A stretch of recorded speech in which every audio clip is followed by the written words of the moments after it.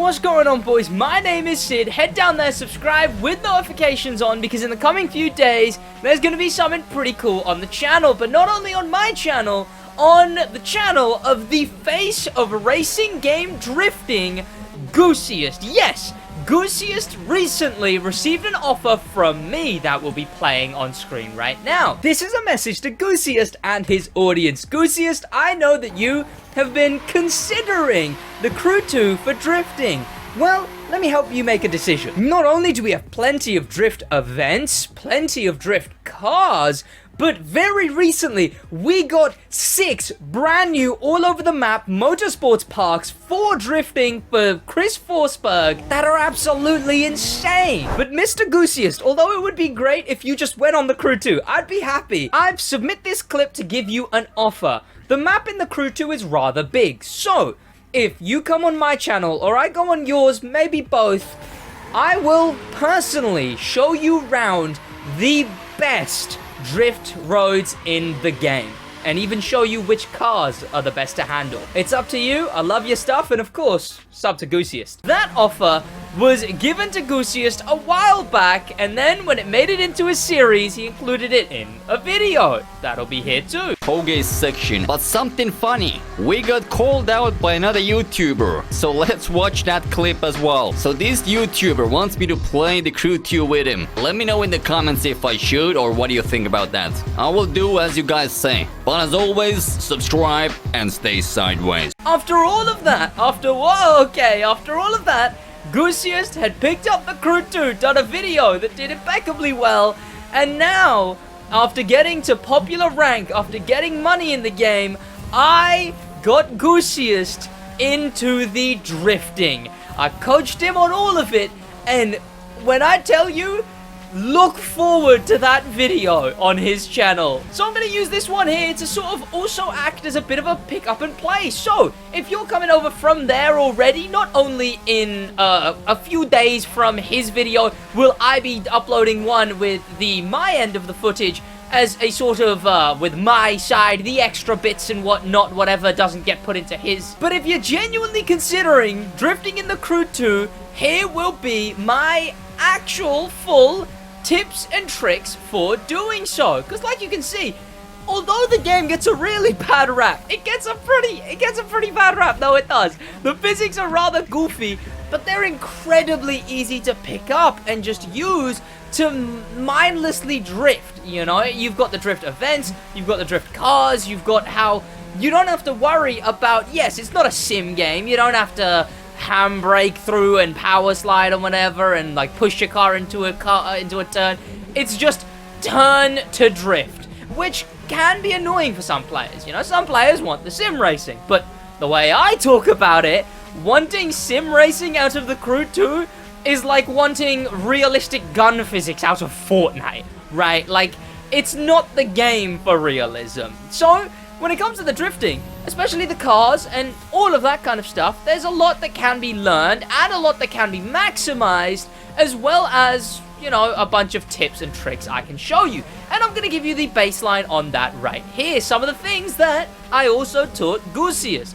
First of all, while I'm drifting, this car right here, one of the absolute best to pick up. The Goose had no issue getting this thing straight up and running, because this Mazda RX-7 is not only one of the most iconic drift cars ever made, but also just an insanely good drift car for a newer player. Of course, if you're playing on wheel, I'll talk about the settings and stuff and the issues with those. And also, another car you could pick up is the Nissan R34, also a very usable drift car.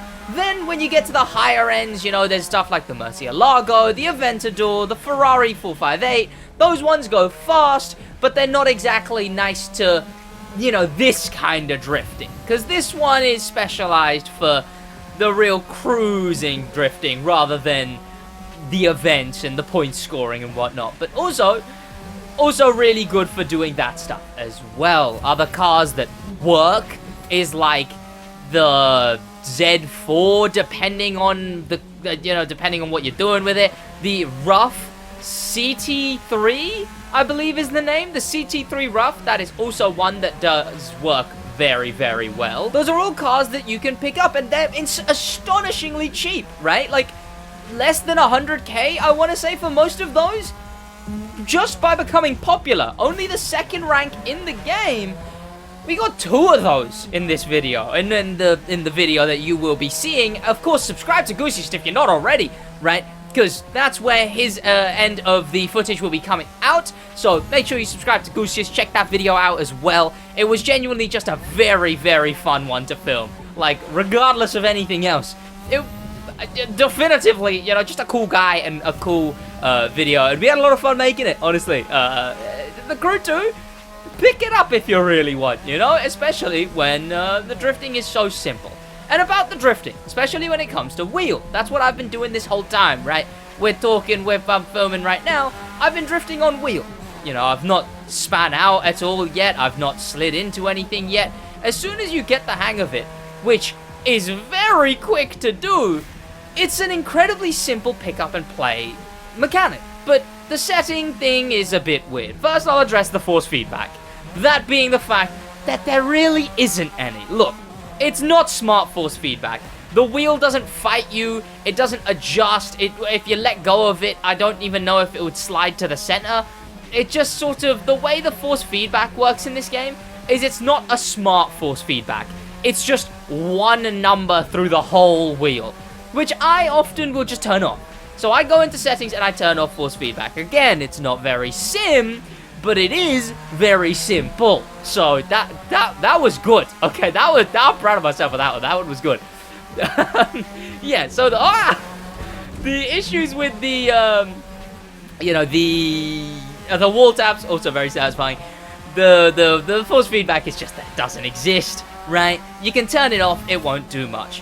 And for other players wanting to pick up drifting on wheel in the Crew 2, bear in mind, high wheel rotation will never work. It just won't, unfortunately.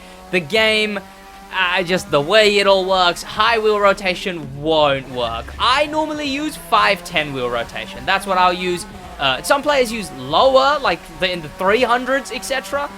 The high rotation, it just doesn't work with how the game works. The game, you just can't be going all the way and turning all the way for having it to come back to the center and everything and all of that.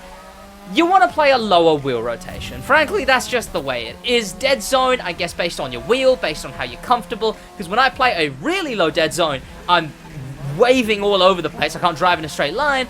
But when I play any more than just one dead zone, right? My dead zone is often just this. It'll be, well, these are my settings. I've got linearity, middle, dead zone at that. If it's that, then I'm sliding all over the place because the car is way too sensitive. This, perfect. And this, I have to turn way too much to turn at all.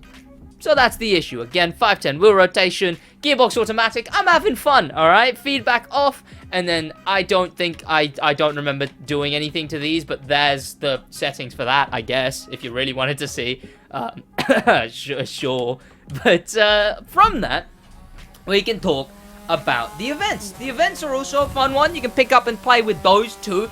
But what you want to do with the events in the game is know that, yes, there isn't exploit, there isn't hacking, there isn't modding in the game to any kind.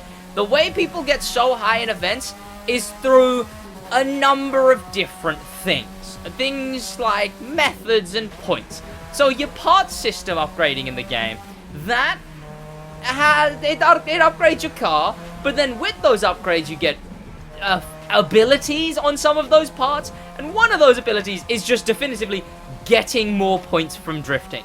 People have parts with a lot of those abilities, as well as an exploit. That exploit is used in one of my videos that is called the best ways to drift in the Crew 2, or something along those lines. There's a full guide on drifting in the game that I did make. So yeah, after this video, now this video serves as a bit of an introduction to the more casual wheel players into the Crew 2.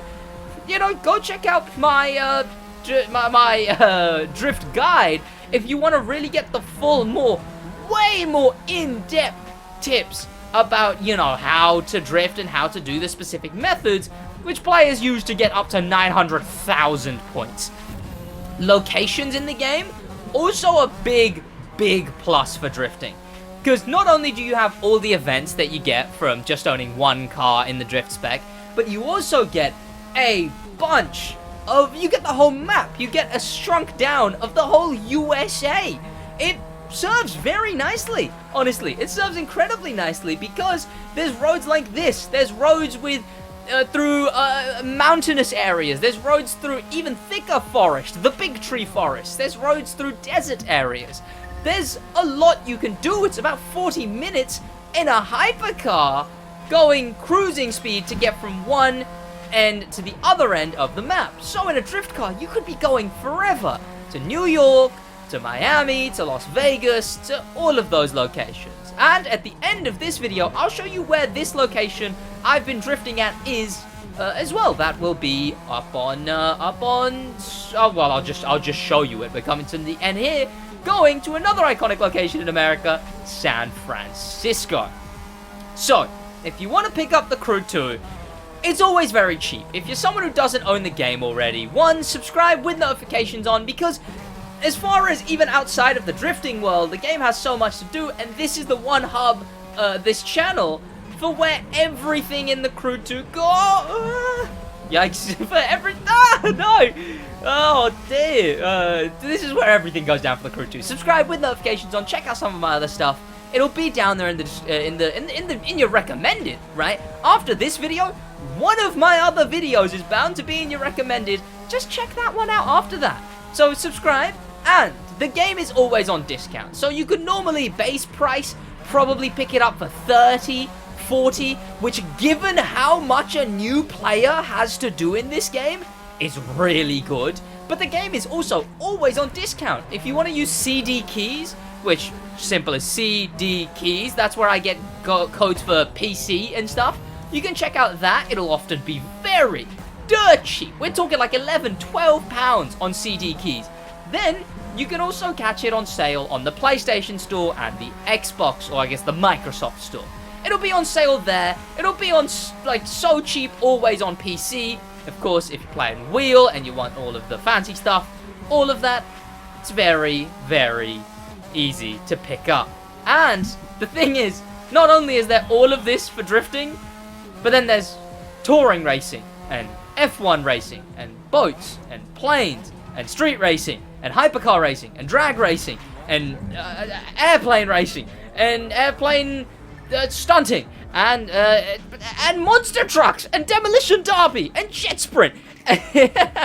There is a lot to do in this game, and another one of my alarms is going off. Thank you to popular members, a special thank you to famous members, and an insane, insane thank you to star members, Danimal the Manimal, TK Troller, and Grim Pepper.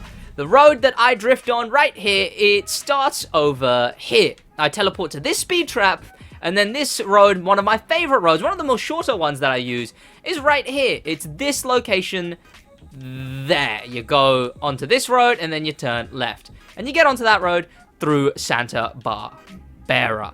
That's about it from me, boys, in a bit.